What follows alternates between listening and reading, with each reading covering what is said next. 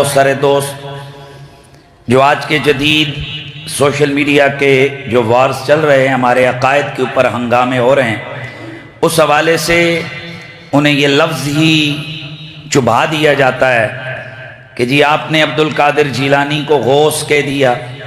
हालांकि गौस तो अल्लाह ताला है, क्योंकि गौस का माना होता है मददगार। तो भाई मददगार तो कौन है?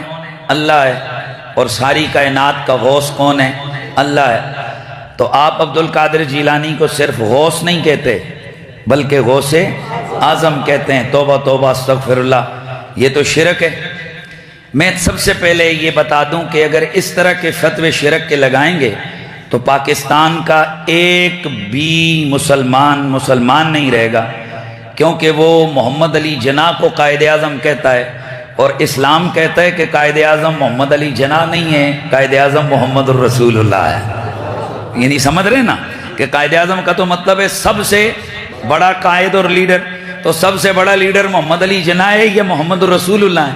और नहीं, हम और साहब से कहते हैं। इसका मतलब है जब सेंस बदल गया, जब मैदान हट गया, मैदान बदल गया, टर्म्स बदल जाती हैं, उनके मानी और मफाहिम भी बदल जाते हैं। तो सुनिए, जिस तरह से हसन का मतलब होता है खूबसूरत, क्या खूबसूरत, लेकिन यही लफ्ज़ हसन जब हदीस के साथ बयान होता है तो वो अपने सोने के माने में नहीं आता, बल्कि वो एक ख़ास इस्तिलाह है मुहद्दिसीन के यहाँ कि ये जो हदीस हसन है, जो सही से यानी सही लिज़ात ही से थोड़ा कम दर्जे की होती है, वो हदीस हसन होती है।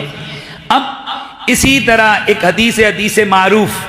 अब मारूफ का मतलब होता है मशहूर। यूं ही एक हदीस है जी खबरें मशहूर, ये जिस तरह आप उलमा को मालूम है। तो अब ये सारी इस्तिलाहें, टर्म्स हैं किसकी? इल्मुल हदीस की। तो जब कोई लफ्ज़ इस्तिलाह में इस्तेमाल हो तो उस वक्त उसके लुग़वी मानों को सामने नहीं रखा जाता। तो ये जो गौसे आज़म का लफ्ज़ है, ये जो गौस, कुतुब, अब्दाल, ये जो टर्म्स हैं, ये इल्म तसव्वुफ की टर्म्स हैं। और अगर ये कहा जाए कि रसूलुल्लाह के दौर में ये इल्म तसव्वुफ नहीं था, बताओ हुजूर के दौर में गौस आज़म कौन था? हुजूर के दौर में कुतुब कौन था? अब्दाल कौन थे? कलंदर कौन थे? अगर उस वक्त नहीं थे तो ये बाद में किधर आए? हम इसी तरह हाथ जोड़ के सवाल पूछते हैं, बताइए हुजूर के दौर में हदीस सही, ज़ईफ, मोदल, मुदल्लस,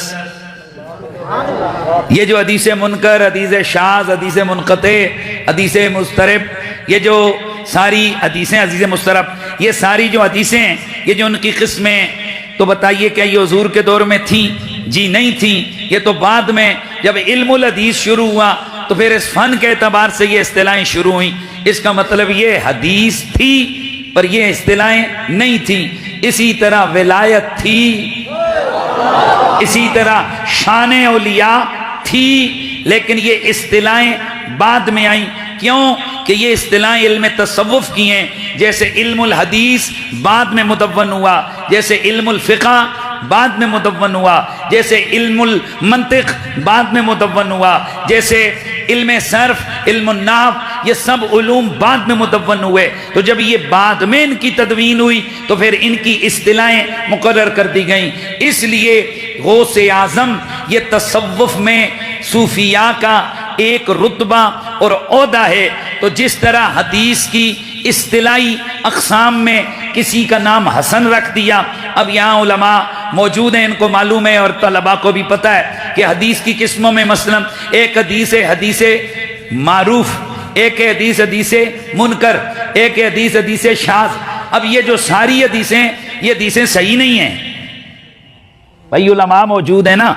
ये सारी जो अक़साम है, हदीस शाज़ है, हदीस मुदल्लस है, हदीस मुनकर है। तो अब बंदा कोई कहे तोबा तोबा तोबा, हदीस और हदीस मुनकर। फिर हदीस मारूफ है, ये उलमा को भी मालूम है कि ये हदीस मारूफ हदीस सही की किस्म नहीं है, ये सब हदीस गैर सही की किस्म है। तो अब मारूफ भी है और गैर सही भी है। तो ये अकल के ढकोसले यहाँ नहीं चलते। ये इस्तिलाहें होती हैं उलूम की और जो उलूम मुदव्वन होते हैं उनकी इस्तिलाहें होती हैं, और वो इस्तिलाह जब इस्तेमाल हो जाए तो उसको मानना पड़ता है, उसमें अक्ल को सामने रख कर कीड़े नहीं निकालने पड़ते। तो इसी तरह गौस ये एक तसव्वुफ के अंदर इस्तिलाह है, कुतब इस्तिलाह है, अब्दाल इस्तिलाह है, और खैर ये तो हदीस शरीफ में के अंदर भी ये टर्म इस्तेमाल हुई है। तो इसी तरह ये जो गौस आजम है ये भी तसव्वुफ की एक इस्तिलाह है कि जो इस्तेमाल हुई है, और उम्मत के लाखों करोड़ों उलमा, सूफिया, अत्किया, उनका इस बात पर इजमा है कि अगर जब लफ्ज बोला जाए, जैसे आज लफ्ज बोला जाए कायद आजम, तो पाकिस्तान हिंदुस्तान में मुराद कौन होता है? मोहम्मद अली जना। और जब लफ्ज बोला जाए इमाम आजम, अब मैं आपसे पूछता हूं इमाम आजम कौन है? इमाम आजम तो मोहम्मद रसूलुल्लाह को होना चाहिए, या बाद में अगर आइम्मा आले बैत के वाले से देखें तो मौला अली को होना चाहिए इमाम आजम। लेकिन आप और हम सारे इमाम आजम किसको कहते हैं? इमाम अबू हनीफा को कहते हैं। तो जैसे जब इमाम आजम बोला जाए मुराद अबू हनीफा होता है, जैसे शेख अकबर बोला जाए मुराद मुहियुद्दीन इब्ने अरबी होता है, इसी तरह जब लफ्ज़े गौसुल आजम बोला जाए मुराद शेख अब्दुल कादिर जिलानी होते हैं। मैं 3 जवाब दूंगा। पहला जवाब उन लोगों के लिए जो कहते हैं कि ये गौसे आजम आसमान से उतरा था, ये उसी तरह गौसे आजम की इस्तिलाह काबिल कबूल है जिस तरह अमीरुल मोमिनीन फिल हदीस। क्या तुम्हारे पास आसमान से वही आई थी कि अमीरुल मोमिनीन फिल हदीस कौन है, या इमाम हाकिम कौन है? जिस तरह हाकिम पूरी तारीख इस्लामी में हदीस बयान करने वाले मुहद्दिसीन में एक ही बंदा है, कौन? हाकिम नेशबुरी। भाई समझ रहे हैं? तो क्या बाकी हाकिम क्यों नहीं है? कहते नहीं, वो तो मुहद्दिसीन और अहले ज़माना ने इस बात पर इत्तेफाक कर लिया कि जो तारीफ है ना हाकिम की वो इन्हीं पर सच्ची आती है। जैसे अमीरुल मोमिनीन फिल हदीस सब ने मान लिया कि ये तारीफ फलां इमाम पर सच्ची आती है, इसी तरह तसव्वुफ वालों ने, सूफिया ने ये बात मान ली कि गौसे आजम की इस्तिलाह अब्दुल कादिर जिलानी पर ही सच्ची